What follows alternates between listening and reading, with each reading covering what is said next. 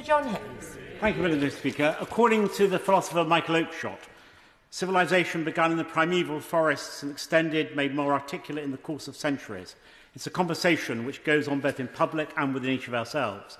Conversation, of course, implies a discourse which no one voice dominates, no one is shouted down, and contrasting perspectives are heard and respected even when agreement is unlikely and compromise unexplored. Yet we now live in an age where many have no interest in a real conversation, an age where a delight is taken in silencing dissenting voices. We live in an age where some talk of the importance of history but really mean propaganda, when someone is suggesting, in essence, that you educate yourselves, know the doctrine, learn the mantra and toe the line.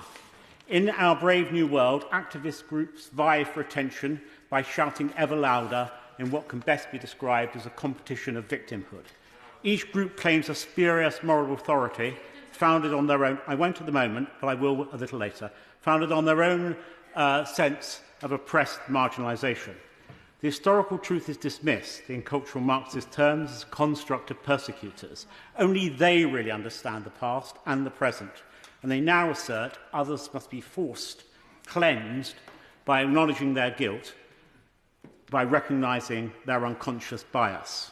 The notion that we are defined by our race or sexuality is now so ubiquitous that we become numb to just how disturbingly stultifying it really is. To combine and condense the identity of a unique individual made in the image of God to things over which they had no choice, their gender or their race, is sorrowfully lacking in perspective and ambition. Now, some of my colleagues may be reluctant to engage in this debate, but that's not true of the Minister on the front bench, any more than it's true of the Home Secretary or the Attorney General. They are in the vanguard of the battle against this kind of dogmatic, doctrinal, cultural Marxism, because they know that politics is palpably about values, not just about dull, mechanistic economic minutiae. We should celebrate the contribution of everyone to our country, whatever their background, their colour or creed. And of course, in that spirit, I welcome Black History Month. But history is very rarely a simple case of black and white, literally or metaphorically. A proper appreciation of history is dependent on understanding the past was as complex as the present. The humanity is both flawed and capable of greatness. Take the British Empire, for example. Though, of course, it's true that empires begin in the interest of their colonial founders, the crass assumption that all that's subsequently done in their imperial names is exclusively wicked is as stupid as it is simplistic. In the words of the former chairman of the Equality and Human Rights Commission, Trevor Phillips, the woke ultras who want to wipe away all symbols of British imperialism don't speak for the families who lived under the empire. I will give way to the Honourable Lady. I thank the Honourable Gentleman. So does he... I won't go back to what he said earlier because I've forgotten his exact words. But on this, does he not accept that there are different perspectives when it comes to the empire and our role in it? There are different, and should those different perspectives be discussed in education? Should we be told about them, or should we just have the one perspective that we have now? Yes, I do, of course, accept that. I mean, I'm a trained history teacher. Of course, I understand that there are different interpretations of history. But the problem that I was describing, and the Honourable Lady clearly bristled when I was doing so, is there are those who want to sanitise history, who want to reinvent history. The truth is, all we are now is a product of all that came before, good, bad and ugly.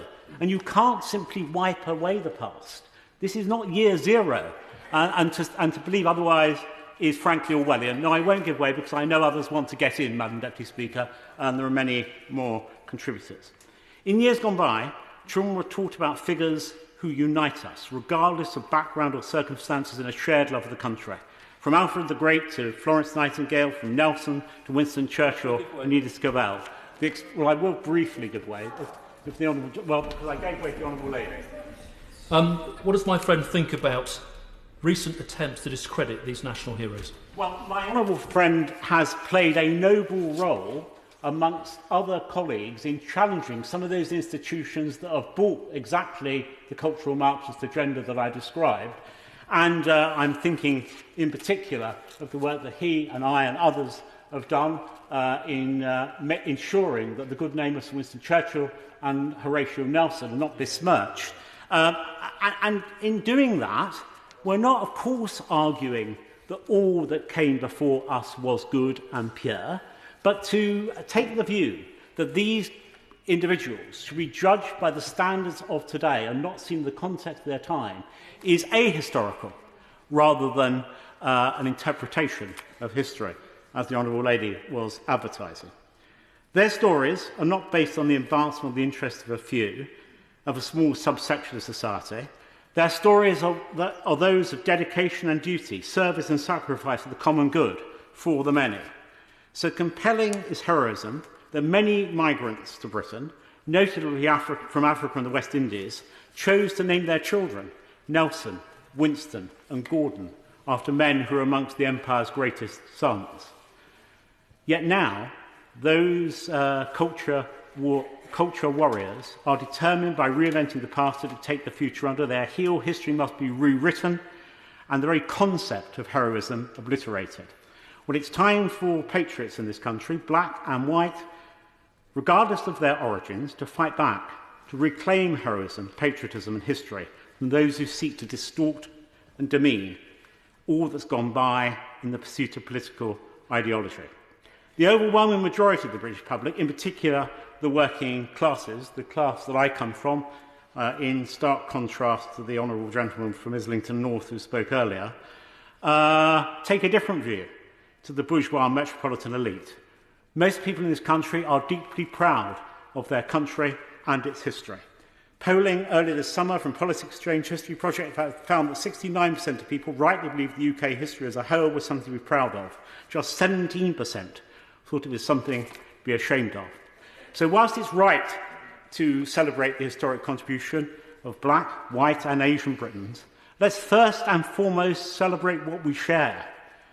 Let's celebrate all of our yesterdays, for unless we do, all our tomorrows will be poorer and poisoned. And as I said earlier, Madam Deputy Speaker, I want others to contribute, so I will now conclude with this. As one of the few qualified history teachers in this place, let me offer this lesson. Ours is a land of hope and glory, a proud union with a past to be proud of. Yeah.